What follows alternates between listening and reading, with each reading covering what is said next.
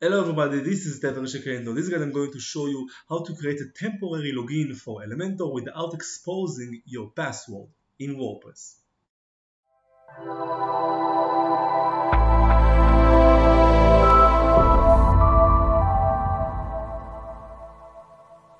Okay, so first of all, in order to be able to add the plugin that's called temporary login by elementor.com, you have to log in to your admin user in WordPress and download the plugin right here below the dashboard menu, below plugins, add a new plugin.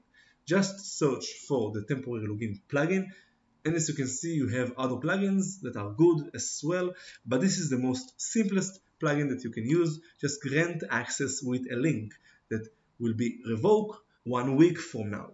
Install the plugin and activate it, and down here you can see that you have the plugin with the option to create a temporary login. Just click on that and you can see that here you have the option to grant access to the WP admin without any username or a password. Just grant access and approve it.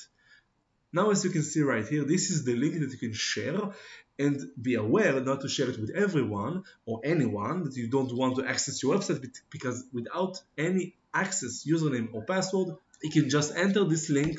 If I go with incognito, let's just take for an example, copy this link and pass it, and it can log in to your website as is, just as you can see right here, to your admin permissions and do whatever he wants. So this is how you can grant access without giving any username or password to your WordPress site. As you saw, it's very easy to allow temporary login to Elementor if you don't want to expose the password in WordPress. If you have any more questions, you can write down on the comments below. I will comment, and on the first comment, put in the link to my full guide on my website. And if you like this video, you can like, subscribe, comment, and share, and good luck.